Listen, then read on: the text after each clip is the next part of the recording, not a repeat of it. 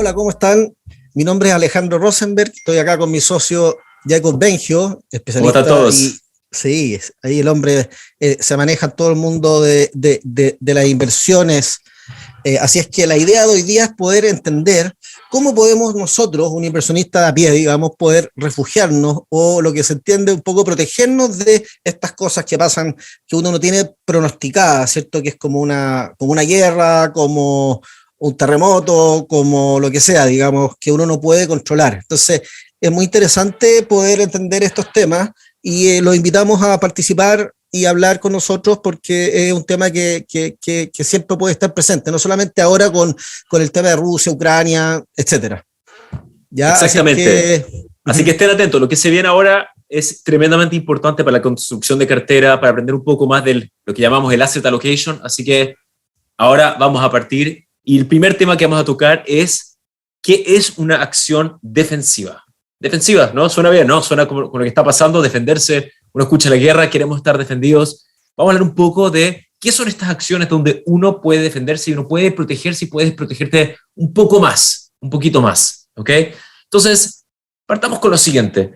Si tenemos los inversionistas que buscan, los inversionistas buscan a generar retornos, ¿cierto? Yo como inversionista tengo mi cuenta y lo que quiero ahora es generar retornos a través del tiempo. Pero sabes que a veces, como Alejandro por estoy diciendo, tenemos efectos exógenos, tenemos distintas cosas que nos van golpeando.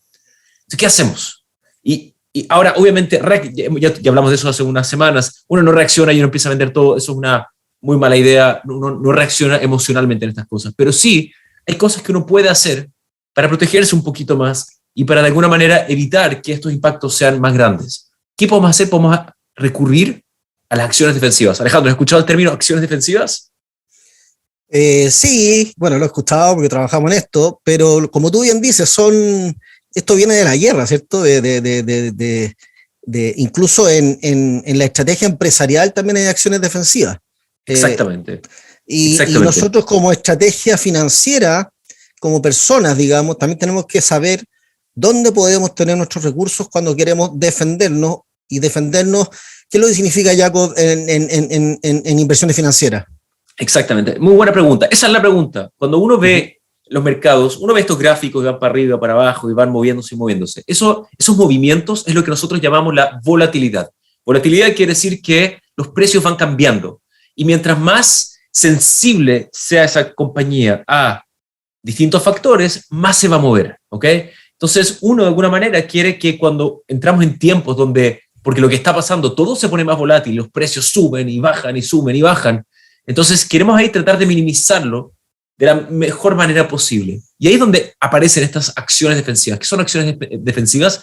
En general son empresas que son súper establecidas, son compañías que llevan mucho tiempo, son menos, perdón la palabra, son menos sexy en lo que hacen. No hacen nada tan nuevo, no están ahí haciendo cosas tan disruptivas. En verdad sí están haciendo cosas así, pero por lo menos en la primera plana, por ejemplo, voy a dar algunos ejemplos, como que Procter Gamble, ¿cierto? Cuando tú piensas pasta de dientes, eso suena como un negocio así disruptivo. Obviamente hay tecnología, obviamente hay cosas involucradas, pero Procter Gamble es un ejemplo de un tipo de compañía, Johnson Johnson, ¿cierto? Coca-Cola. Todas estas compañías son defensivas. ¿Por qué son defensivas?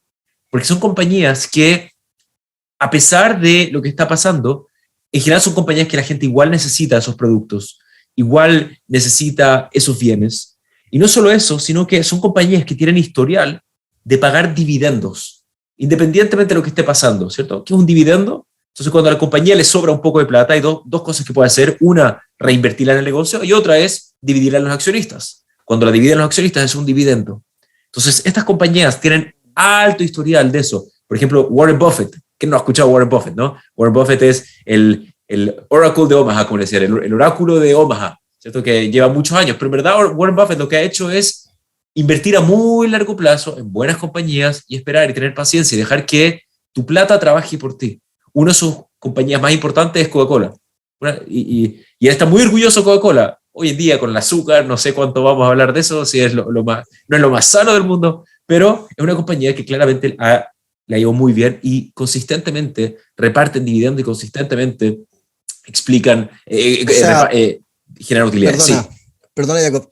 O sea, en el fondo, estas acciones, las acciones de las empresas que son más defensivas son aquellas empresas que llevan un largo historial de tiempo, que en general pertenecen a industrias que son más de primera necesidad, ¿cierto? Como puede ser la alimentación, las bebidas, los commodities, ¿cierto? Que en el fondo son un poco lo que se dice en economía contracíclicas de alguna forma, que no responden tanto a estos ciclos y a estos shocks exógenos que uno habla como economista, que estas son estas bombas, estas guerras, estos terremotos. Entonces de alguna forma son menos volátiles a noticias y cosas que pasan en el entorno que no son controlables, ¿no es cierto? Eso respecto a las acciones más defensivas. Exactamente. Porque hay otros papeles también que son más defensivos, o otras alternativas más defensivas que no necesariamente, ¿cierto, Jacob? Tú eres el experto, que no necesariamente son acciones. Exactamente, por eso estamos hablando de acciones defensivas. Como tú bien dices, Alejandro, cuando hablamos de papeles, hablamos de bonos. Por ejemplo, uno puede ir y refugiarse en bonos del tesoro, etcétera. Pero el problema y la ventaja a la vez que tienen los bonos del tesoro es que, por ejemplo, el bono de 10 años de Estados Unidos hoy en día te rinde un 1.8% al año. 1.8, lo cual está bien, pero con una inflación de un 7.9, que ese fue el último dato, o 7,5 está en Chile, está en Venezuela 50%, Argentina también, son niveles altísimos. 1.8 no te paga ni la comisión de funcionamiento, no logra nada. Entonces, eres más pobre. Eres más pobre. Entonces, sí, ir a bonos y tiene su lugar, ojo, bonos tiene su espacio en la construcción de cartera, pero cuando hablamos de defenderse, a veces para algunos tipos de inversionistas, obviamente esto depende del perfil y cada uno tiene que asesorarse acorde a su perfil y su tolerancia al riesgo, uno tiene que asesorarse para saber cómo hacerlo. Y ahí es donde aparecen estas acciones defensivas que te permiten todavía estar invertido en el mercado y vas a tener volatilidad, porque sabes que cuando hay malas noticias y están todos con miedos de Rusia y con miedos de Ucrania y hoy día estaban hablando y pararon de hablar, entonces todos se pusieron nerviosos, cuando eso les va a afectar a todos, y Johnson & Johnson también va a caer, pero van a caer un poquito menos, se van a ver un poquitito menos, y vas a tener igual tu dividendo, y son compañías sólidas que debieran mantenerse y no debieran desaparecer después de algunos años, van a mantenerse a través del tiempo, y por lo tanto puedes estar un poco más tranquilo o tranquila de que estás bien invertido. Y hay varios segmentos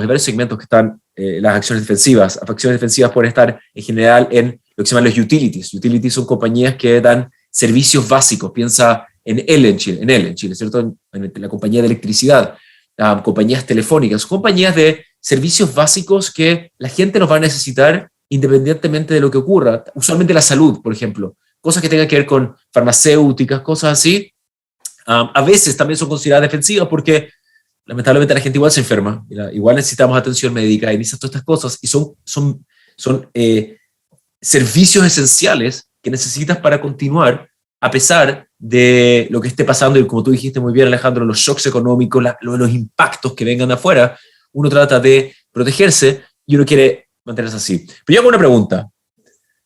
Si es que están las acciones defensivas y están los bonos, ¿por qué, si yo veo que esto está pasando, por qué no me voy directo a los bonos y no me quedo en las acciones defensivas?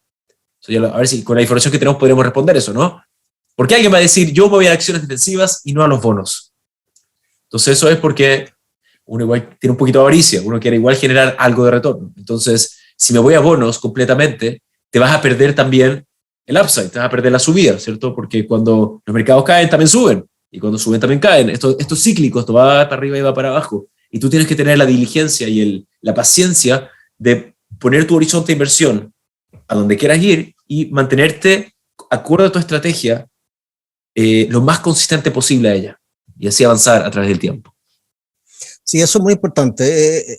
Claro, el que quiere invertir por ejemplo, con nosotros en Fincratic por 2 días, por 5 días, estoy pensando, digamos, en general, o cualquier empresa, si tiene un horizonte temporal de inversión muy, muy, muy corto, obviamente que eso es especulación al final, ¿no es cierto? Y no estás proyectando algo a largo plazo, rentabilidad a largo plazo que te va a servir para tus objetivos a largo plazo, sea jubilación, sea pagar la universidad a tus hijos, o simplemente ahorrar para cuando necesites el dinero. Entonces, si ahorras a largo plazo, si tu horizonte a largo plazo, como tú bien dices, Jacob, obviamente que la historia nos muestra, en general se repite, que aunque hayan estos ciclos, estos shocks y estas guerras, que todo cae, después sube, y a largo plazo esto renta lo que ha rentado la historia, que tú sabes bien cuánto puede ser en general lo que es el mercado de Estados Unidos o el Standard & Poor's, etcétera, a lo largo de la historia. Debe ser cuánto es, Jacob, promedio al año. Casi un 9%. Un 9%, y hay años que ha caído y ha sido negativo, otros años que renta el 40, o sea, el 30, el 20, pero en promedio uno espera un 9%, dejar la plata tranquila y no aterrorizarse por todas estas cosas. Sin embargo, como tú bien dices, lo que nos estás diciendo es, ojo, tampoco uno tiene que esperar necesariamente si estoy invertido en el sector tecnología y hay una catástrofe o una guerra, eso no tiene por qué querer decir que yo no me pueda cambiar a un sector más defensivo. Exactamente. Y tener una estrategia y tener un plan de cómo hacerlo. Esto que tú mencionas, Alejandro, algo que nosotros hablamos mucho con todos los clientes, siempre es el mantenerte rígido en cuanto a tu horizonte de inversión. Y siempre les mostramos, y esto los invito a hacer, vayan a Fincratic y ven el simulador. Y pongan la fecha y digan que ustedes invirtieron un día antes de cualquier crisis financiera. En la que ustedes quieran, 2020, 2008, ¿cierto? A final del 2018, sobran. Han pasado siempre correcciones de 15, 20%, 25, 30, lo que fue el 2020. Si tú inviertes un día antes, entonces imagínate, tú estás en ese escenario. Tú mandas tu plata, inviertes, compras todo. Perdón, por ejemplo, inviertes 100 lo que sea. $100. $100. Al día siguiente, eso vale 70. Está en 70. Entonces es para ahorcarse. Te duele la guata. Pero lo que te estamos diciendo acá es paciencia. Ten paciencia. Si tú te esperas 5 años. Ahora, cuando estamos en la mitad, con tu cuenta está en 70, uno dice, ¿cómo quieres que me espere tanto? Pero si tú tienes la paciencia y el horizonte de inversión y dices, ¿sabes qué? Estoy bien diversificado, no estoy en compañías que van a quebrar, tengo una cartera bien armada. Perdona, no estoy en países bananeros, estoy en países desarrollados.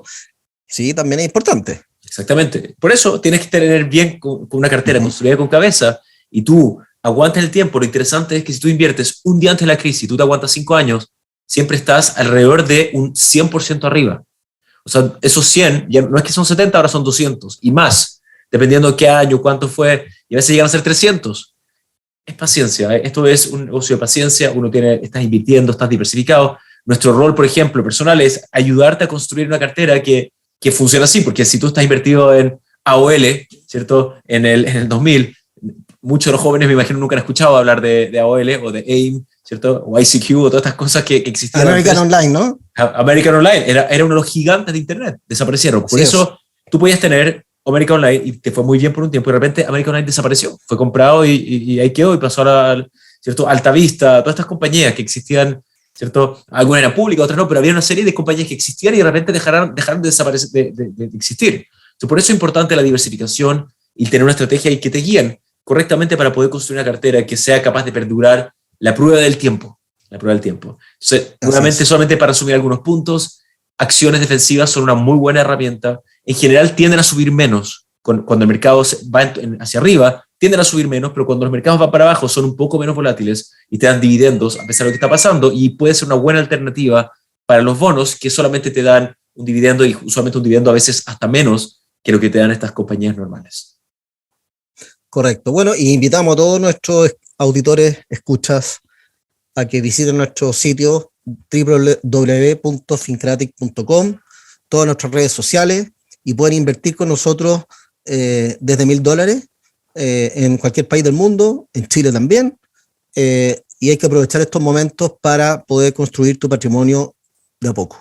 Exactamente. Ha sido un gusto. Nos veremos prontamente en una nueva edición de este podcast. Mi nombre es Jacob Benjo. Aquí estoy con mi socio Alejandro Rosenberg. Nos vemos prontamente. Cuídense mucho. Abrazo. Chao.